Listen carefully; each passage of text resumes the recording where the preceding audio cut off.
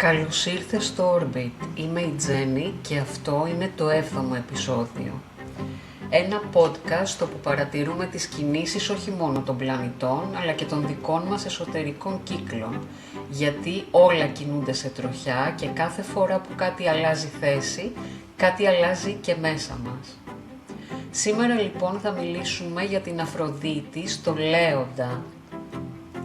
Για αυτή την πολύ ωραία διέλευση, η οποία θα γίνει από τις 13 Ιουνίου έως και τις 9 του Ιούλη. Από αύριο λοιπόν, με την είσοδο της Αφροδίτης στο Λέοντα, μπαίνεις σε ένα διάστημα όπου η ενέργειά σου γίνεται πιο λαμπερή, πιο δημιουργική, πιο εξωστρεφής. Η Αφροδίτη εδώ θέλει έγκλη, μεγαλοπρέπεια, θέλει χλειδί, αλλά και ζεστασιά και προστασία και γενεοδορία, και αυτά δεν τα θέλει μόνο η ίδια, αλλά τα προσφέρει και τα δίνει και στους άλλους. Είναι ένα διάστημα που θέλεις να αγαπήσεις δυνατά, να εκφραστείς χωρίς φόβο, να σταθείς στο κέντρο της σκηνής της δικής σου ζωής. Και ναι, έχει και τις σκιές της, όπως εγωισμός, δράμα, υπερβολή, αλλά αυτές είναι απλώς τα φώτα που ζεσταίνουν λίγο παραπάνω τη σκηνή, θα λέγαμε. Ας ξεκινήσουμε να δούμε αυτό το ταξίδι της Αφροδίτης στο Λέοντα, πώς θα εξελιχθεί.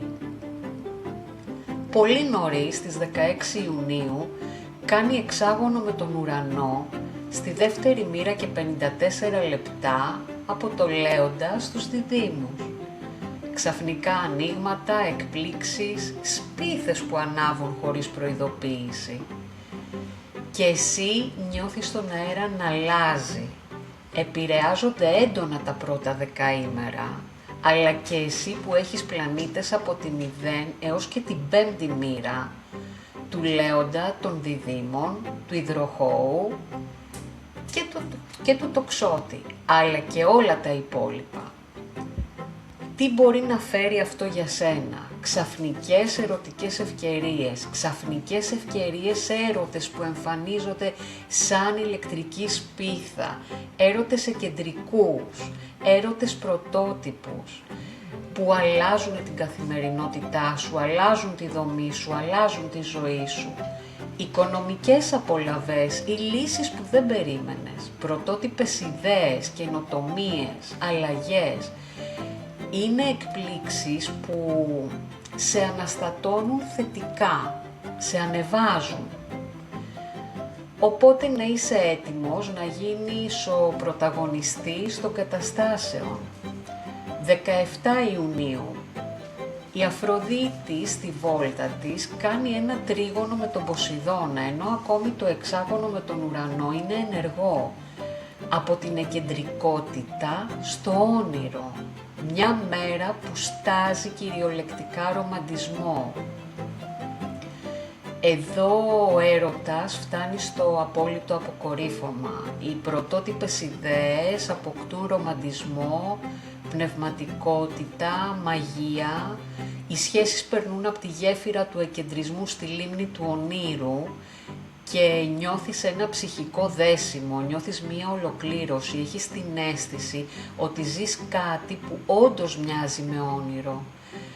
Να θυμάσαι ότι αν είσαι καλλιτέχνης, η όψη αυτή είναι χρυσή, κυριολεκτικά. Επηρεάζεται ξανά ακόμη και εδώ το πρώτο δεκαήμερο με έμφαση σε κρυούς λέοντες και τοξότες και μετά όλοι οι υπόλοιποι. Οπότε να είσαι ξανά έτοιμος να ζήσεις εσύ του πρώτου δεκαημέρου μία έντονη εμπειρία αυτό το χρονικό διάστημα. 17 Ιουνίου η Αφροδίτη κάνει επίσης μία αντίθεση με τον Πλούτονα. Και εδώ μιλάμε για την ιστορία που αλλάζει τόνο, και αλλάζει τόνο γιατί το πάθος μπαίνει στη σκηνή. Αλλάζει το χρώμα της ιστορίας. Πάθος, αιμονές, παιχνίδια εξουσίας, ένταση, έλξη που δεν μπορείς να αγνοήσεις. Το πρωτότυπο και το εκεντρικό ήταν η αρχή. Το ρομαντικό και το ονειρικό ήταν η εμπειρία. Ο Πλούτονας είναι η μεταμόρφωση. Είναι σαν να αφήνεις λίγο πίσω τη γαλάζια λίμνη που βλέπαμε κάποτε και περνάς τις 50 αποχρώσεις του γκρι, όχι απαραίτητα με σκοτεινή χρειά, αλλά με ένταση, με βάθος και με αλήθεια. Εξακολουθούν να επηρεάζονται τα πρώτα δεκαήμερα, κυρίως των σταθερών ζωδίων. Οι σχηματισμοί αυτοί της Αφροδίτης με τους πλανήτες, στο σύνολό τους δημιουργούν μία όψη μικρού ταλέντου και μία όψη σφήνας. Και αυτή είναι η μεγάλη εικόνα του διαστήματος. Με τον Ουρανό και τον Ποσειδώνα, η επιθυμία για να δημιουργήσεις, για να εκφραστείς, για να ερωτευθείς, για να σχετιστείς αυξάνεται. Νιώθεις ότι τώρα μπορείς να χτίσεις κάτι όμορφο, κάτι πρωτότυπο, κάτι εμπνευσμένο. Και με τον Ουρανό και τον Πλούτονα η ενέργεια αυτή γίνεται διπλή, λίγο αντιφατική ή ίσως πολύπλευρη. Ο Ουρανός φέρνει το ξαφνικό, ο Ποσειδώνας φέρνει το όνειρο, ο Πλούτονας φέρνει τη μεταμόρφωση. Είναι ένας σχηματισμός όπου ο πλανήτης όντως δέχεται αντιφατικές ενέργειες, διαφορετικές, όχι απαραίτητα κακές ή δύσκολες. Μπορεί όμως να νιώσεις έλξη και φόβο μαζί. Μπορεί να θες ελευθερία αλλά και δέσμευση ταυτόχρονα. Μπορεί να ζήσεις έκσταση και υπερβολή στο ίδιο 24ωρο. Είναι μία όψη που δεν σε αφήνει αδιάφορο, σε αλλάζει, σε μεταμορφώνει, σε κάνει να δεις τον έρωτα από πολλές πλευρές. Και καθώς οι μέρες περνούν στις 25 Έκτου και ενώ η Αφροδίτη έχει μπει πια στο δεύτερο δεκαήμερο του Λέοντα και εσύ που ανήκεις εκεί ή αν έχεις πλανήτες ή μεσουράνημα ή οροσκόπο εκεί, επηρεάζεσαι άμεσα, σχηματίζει ένα τρίγωνο με τον Κρόνο στη 13η μοίρα και 55 λεπτά, σε Λέοντα και Κριό. Εδώ λοιπόν έχουμε τη σταθεροποίηση, έχουμε την ωριμότητα, έχουμε την καλή διαχείριση, έχουμε τη σοβαρή εξέλιξη. Είναι μία όψη που λειτουργεί σαν σταθεροποιητής μέσα σε όλο αυτόν τον ενθουσιασμό και τη φωτιά του Λέοντα. Επηρεάζονται κυρίως τα ζώδια της φωτιάς, αλλά και έπειτα όλοι οι υπόλοιποι. Αυτή η όψη θα σε βοηθήσει να βάλεις σε τάξη τα οικονομικά σου, να διαχειριστείς καλύτερα τα ερωτικά σου, να πάρεις σοβαρές αποφάσεις, να σταθείς πιο όρημα αν θέλεις απέναντι σε μία σχέση, να χτίσεις κάτι που κρατάει. Αν τώρα σου τύχει μια νέα γνωριμία, ένα φλερτ, μπορεί να υπάρχει μία διαφορά ηλικίας ή ένα διαφορετικό επίπεδο ωριμότητας ή μία διαφορετική κοινωνική θέση. Κι όμως, όποιοι κι αν είναι η διαφορά αυτή, η σχέση κυλάει όμορφα, σταθερά και έχει προοπτική. Ο Κρόνος εδώ δεν περιορίζει, δομεί. Μπορεί να μην είναι η καλύτερη θέση του, αλλά μπορεί να φέρει δομή. Από εκεί και πέρα, μέχρι η Αφροδίτη να φύγει από το Λέοντα, δεν σχηματίζει άλλες κύριες όψεις, άλλες πτολεμαϊκές όψεις. Αυτό όμως δεν μειώνει την επιρροή της. Γιατί στο προσωπικό σου χάρτη η Αφροδίτη κάτι αγγίζει. Μπορεί να κάνει σύνοδο, τρίγωνο, τετράγωνο, εξάγωνο με δικούς σου πλανήτες.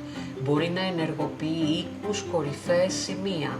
Υπάρχουν και οι δευτερεύουσες όψεις που μπορεί να σε επηρεάσουν, αλλά είναι πολλές και αρκετά τεχνικές για να τις αναλύσουμε εδώ. Όμως στον προσωπικό σου χάρτη σίγουρα κάτι ενεργοποιείται. Μιλάμε λοιπόν για ένα πέρασμα που ξεκινά με λάμψη, κορυφώνεται με όνειρο, αυξάνεται με πάθος και στο τέλος έρχεται η δομή, έρχεται η σύνεση, έρχεται η καλή διαχείριση και η σταθερότητα. Πάμε όμως να δούμε πού επηρεάζει η Αφροδίτη αυτή στο ζώδιο του Λέοντα, το κάθε ζώδιο ξεχωριστά. Κριός. Η Αφροδίτη φωτίζει τον πέμπτο σου οίκο. Ζεις στον έρωτα, ζεις στη χαρά, ζεις στη δημιουργία, φλερτάρεις, κάνεις ένα παιχνίδι όμορφο, ένα παιχνίδι γεμάτο φωτιά, γεμάτο πάθος. Αν είσαι καλλιτέχνης, εμπνέεσαι. Αν είσαι σε σχέση, ανανεώνεσαι. Αν είσαι μόνος, κάτι ανάβει τώρα. Μία σπίθα μπορεί όντως να ανάψει τώρα, οπότε να είσαι έτοιμος να τη δεχτείς. Ταύρος. Η Αφροδίτη περνά στον τέταρτο οίκο σου. Το σπίτι, η οικογένεια, η προσωπική σου βάση γίνονται πιο ζεστά. Μπορείς να διακοσμήσεις, να φιλοξενήσεις, να νιώσεις ασφάλεια, να δώσεις πράγματα στα άτομα που αγαπάς και συγκατοικείς μαζί τους, που είναι η δική σου οικογένεια, και ο έρωτας για σένα αυτή την περίοδο είτε υπάρχει είτε θα έρθει, θα δεις ότι θα είναι κάτι πιο οικείο. Δίδυμη. Η Αφροδίτη ενεργοποιεί τον τρίτο οίκο σου. Επικοινωνείς άφοβα, φλερτάρεις με λόγια, γράφεις, μιλάς, μετακινείσαι, μπορείς να φλερτάρεις κυριολεκτικά κατ' επιλογή από όπου εσύ θέλεις. Γνωριμίες μέσα από social, ταξιδάκια, συζητήσεις. Ο έρωτας περνάει από το μυαλό, είναι εγκεφαλικός. Μπορεί να γνωρίσεις τον έρωτα ακόμη και στη γειτονιά σου, εκεί που μένεις, ή μέσα από τα οικεία σου άτομα. Δεν αποκλείονται οι γνωριμίες αυτές. Να είσαι ανοιχτός. Καρκίνος. Η Αφροδίτη φωτίζει το δεύτερο οίκο σου. Τα οικονομικά σου βελτιώνονται, σταθεροποιούνται ή τουλάχιστον βρίσκουν το ρυθμό τους και αυξάνεται η αυτοεκτίμησή σου. Έχεις μεγαλύτερη αυτοπεποίθηση και βλέπεις ότι είσαι αξία, εσύ ο ίδιος. Και ο έρωτας μπορεί να γίνει αξία και όχι απλό συναίσθημα. Να κρατήσεις καλά αυτά που νιώθεις, γιατί μπορούν να σου δώσουν πολύ ευχάριστες στιγμές. Λέοντας, τι άλλο θα λέγαμε, λάμπεις με την Αφροδίτη στο ζώδιό σου, ελκύεις, μαγνητίζεις, γοητεύεις, ανανεώνεις την εμφάνισή σου, ανανεώνεται η ενέργειά σου, ανανεώνεται η αυτοπεποίθησή σου. Ο έρωτας σε βρίσκει όπου κι αν πας. Παρθένος. Η Αφροδίτη περνά στο 12ο οίκο σου. Κρυφοί έρωτες, παρασκήνιο, βαθιά συναισθήματα. Από τη μία θέλεις ησυχία, θέλεις τρυφερότητα, θέλεις θεραπεία μέσα από αυτά. Ο έρωτας γίνεται ψυχικός και εσύ θέλεις να τον ζήσεις και να έχεις ένα έντονα βιωματικό κομμάτι που αφορά το πνεύμα σου και την ψυχή σου. Ζυγός. Η Αφροδίτη στον 11ο οίκο σου. Οι στόχοι σου προχωρούν και μπορούν να προχωρήσουν μέσα από φίλους, ομάδες, κοινωνικά δίκτυα, νέες γνωριμίες, αλλά προχωρά και ο έρωτας, ο οποίος έρχεται όντως μέσα από τον ευρύτερο κοινωνικό σου κύκλο, μέσα από τις παρέες σου, μέσα από τα άτομα που συναναστρέφεσαι. Να είσαι έτοιμος να τον αγκαλιάσεις. Σκορπιός. Η Αφροδίτη στο 10ο οίκο σου. Επαγγελματική λάμψη, αναγνώριση, δημόσια εικόνα, η καριέρα σου γίνεται όχι απλά όπως κάθε άλλη, αλλά πιο ελκυστική και εσύ καταφέρνεις περισσότερα πράγματα. Μπορεί ένας έρωτας να υπάρξει μέσα από τη δουλειά σου, μέσα από τη συνεργασία, μέσα από το ίδιο γραφείο. Τοξότης. Η Αφροδίτη στον 9ο οίκο σου.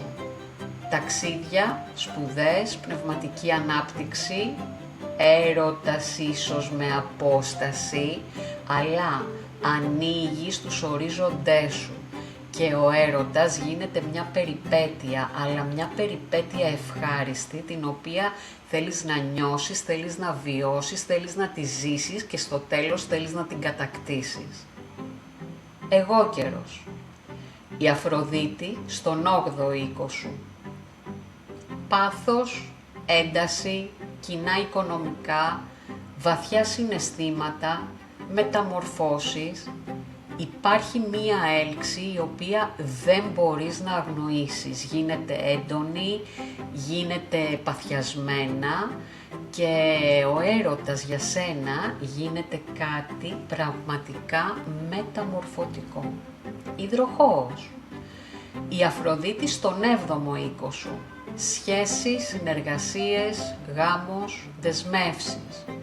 Ανανεώνεις, διορθώνεις, ερωτεύεσαι, κάνεις καινούρια συμβόλαια, μιλάς με τον σύντροφό σου, περνάς τη σχέση σου στο επόμενο επίπεδο αν υπάρχει, μπορεί ακόμη και να την κάνεις πιο επίσημη μέσα από μια συγκατοίκηση, ένα γάμο, έναν αραβώνα, μια γενικότερα επίσημη δέσμευση. Ο έρωτας γίνεται για εσένα καθρέφτης κυριολεκτικά. Ιχθύες. Η Αφροδίτη στον 6ο οίκο σου. Καθημερινότητα, υγεία, εργασία, ευεξία, γλυκαίνει η ρουτίνα σου. Γίνεται πιο όμορφη, παίρνει λάμψη, μπορείς να της βάλεις χρώμα, μπορείς να κινηθείς με μεγαλύτερο ενθουσιασμό. Μικρές κινήσεις φροντίδας που αφορούν τον εαυτό σου είτε τους ανθρώπους γύρω σου μπορούν να σου φέρουν πολύ μεγάλη χαρά. Κι αν είσαι μόνος, τον έρωτα μπορείς να τον περιμένεις μέσα από τη δουλειά σου ή από ανθρώπους που συναναστρέφεσαι γενικότερα στην καθημερινότητά σου. Έχουμε πει πολλές φορές πως οι πλανητικές κινήσεις είναι αυτές που μπορούν να γίνουν ο δικός μας μπούσουλας. Το πότε οι μέρες είναι ευνοϊκές για κάθε ζώδιο, αλλά και το πότε όχι, μας βοηθούν να κινηθούμε ή να μείνουμε στη θέση μας. Διαβάζοντας και ακούγοντας και μένοντας ενημερωμένοι δεν έρχεται η πανάκια. Βρίσκουμε όμως έναν οδηγό, μια αν θέλετε ουράνια πυξίδα, πλανήτες που στις βόλτες τους σχηματίζουν όψεις, μελετημένοι μέσα στους αιώνες, οι οποίοι έχουν αποδείξει τη σοφροσύνη τους και την ακρίβειά τους. Μας δίνουν ενδείξεις και στίγματα, όμως η επιλογή είναι πάντα δική μας. Αν σου άρεσε αυτό το επεισόδιο του Orbit, μπορείς να το μοιραστείς ή να το στείλεις σε κάποιον που νιώθεις ότι το χρειάζεται. Εμείς θα τα πούμε στο επόμενο. Μέχρι τότε, παρατήρησε τι αλλάζει στην τροχιά σου.